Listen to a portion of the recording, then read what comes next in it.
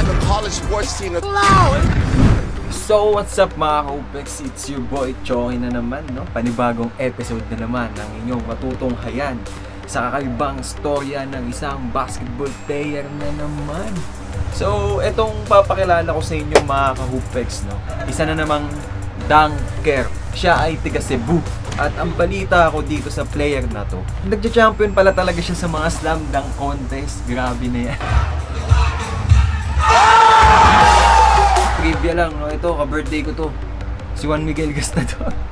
Parehas kami ng birthday, parehas din kami ng taon. Birthday niya is June 23, 1996. June 23 din ako eh. 1996 din. So baka kambal ko to. Magaling mag-dunk eh, pero ako di ako magaling mag-dunk.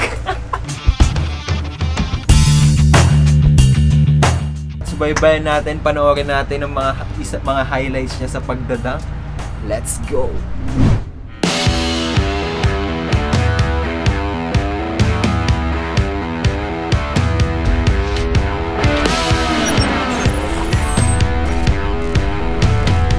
What's up mga ka-Hoopex?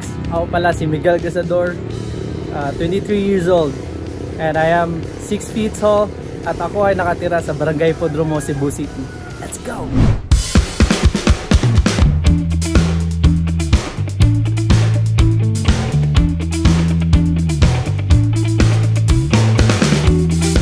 Ako ay pangatlo sa apat na makukulit at mapagmahal na magkakapatid. Yung eldest namin si Ate MJ, yung pangalawa si Kuya Jolo, tapos ako, tapos yung youngest namin si Julia. Yung mga idol ko sa NBA, sila si LeBron and Kobe because of their mentality on how to prepare and train sa sarili nila. Also, Kawhi Leonard because pagiging defensive player niya.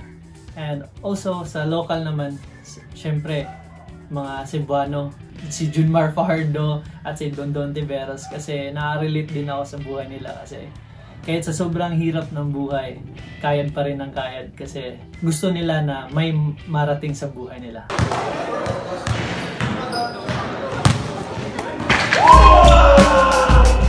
Actually, inborn lang talaga yung talon ko. I started to grab the rim when I was 15 years old. So, dahil doon, nagsimula ako manood na mga professional dunkers. Tapos, ginagaya ko lang. Pero doon na sa mga makaya ko. Siyempre, nag-training ako for basketball. At dahil doon, ina-apply ko lang yung natutunan ko. Tapos, nagda-dunk session ako sa every after practice.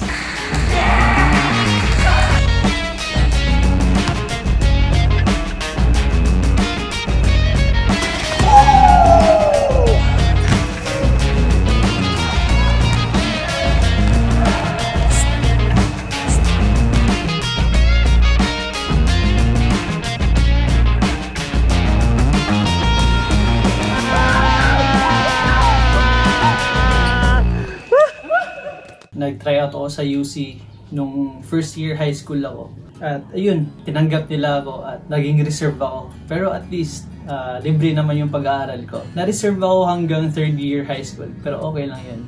Kaya napaisip ko sa sarili ko, hanggang dito na lang ba ako? So that's why I work a lot and nag-individual training ako, nagsakripisyo ako.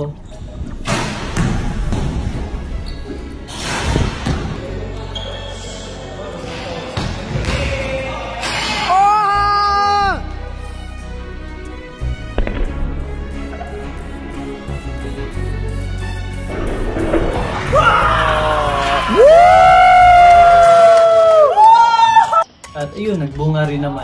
Nakapaglaro ko nung 4th year high school ako sa Sisafi. At ayun, nakapaglaro ako ng All-Star Game. At dahil doon, na-discover ako sa isang recruiter dito sa Cebu na gusto niya ako mag-tryout sa CEU. Tapos ayun, nakuha ko ng CEU. Pero hanggang 2 years lang ako doon kasi ang hirap talaga mapalayo sa pamilya. Kaya ayun, bumalik ako ng Cebu at kinuha ko ng USJR. At ayun, nagpapasalamat ako kasi kinuha nila ako.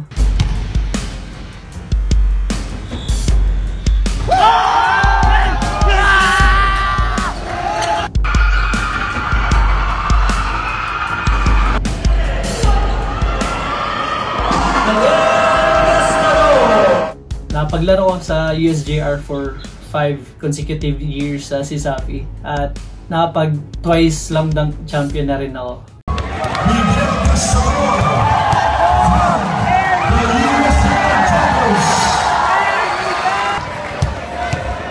Miguel Vencedor.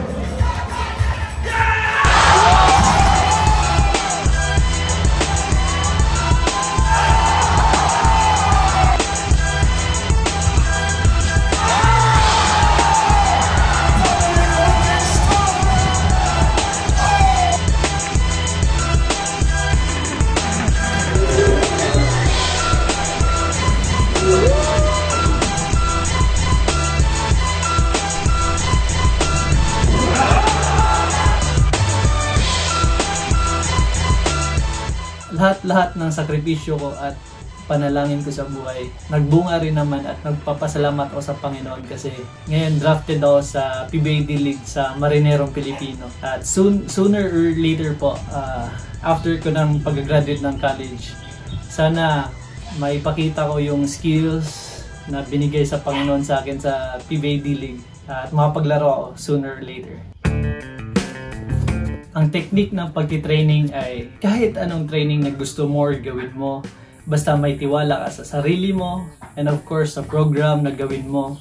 Also, it needs time, dedication, and focus, and also proper time to rest.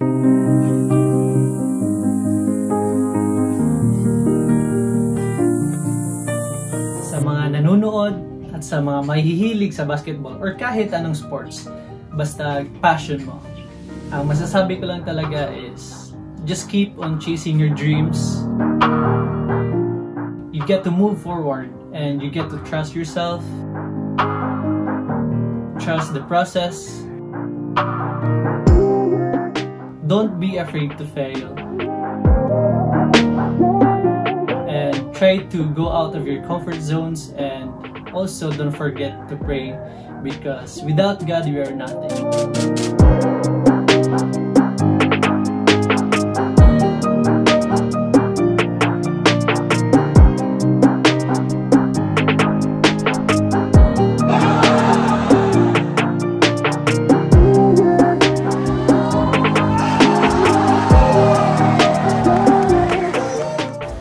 Thank you HopeX Basketball for this opportunity to share and to inspire other people.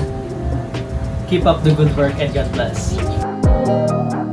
Shout out to my family for being my #1 fan, and especially to my mom and dad, thank you for everything. And to my little family, my baby Makoy and Amariel, and to my friends, to my close friends, to my barkada and everything, thank you for being there for me, guys. And to Vincent Restauro, Vin! And also to my team, USJR Jaguars, I miss you guys, practice niyo po. And also to Rock Uniform Solution. Miguel Gazador, the Cebuano Rocket. I'm out. Yun, napanood nyo naman kung gaano siya kataas tumalon. At saka grabe, no? Tsaka height niya 6 flat lang, 6 flat. Sana maging inspirasyon siya dahil sa mga Pilipino na gustong dumunk at nangangarap dumunk. Yan, katulad ko. Yan, sana wag tayong mawalan ng pag-asa at mag-ensayo lang tayo ng mag-ensayo. Ang pagdadunk naman, hindi naman yan paangasan eh. Abilidad yan na pinapakita mo sa mga crowd na kaya mong gawin. Lalo na pag maliit ka. Yan, tatandaan nyo, kaya huwag kayong titigil. So ayun mga ka-OPEX, no? Sana na-enjoy nyo yung pagpapakita namin ng highlights ng mga dunk ni Juan Miguel Gastador. Yan, abangan natin siya sa PBA. Sana matapos na ang COVID, no? Para makapagdaro na tayo mga ka-OPEX. Sana magdasal tayo palagi. Yan. Abang-abang lang kayo sa mga susunod na episode namin. At nga pala, kung may mga gusto kayong i-featured pa namin ng mga player, please message our Facebook page, HopeX Basketball. Yan. At saka mag-subscribe na rin kayo sa YouTube channel namin. Unti na lang, 20k na lang, silver button na kami. So tulungan nyo kami mga ka-HopeX. Let's go! At salamat pala sa inyo sa mga suporta ninyo. Let's go!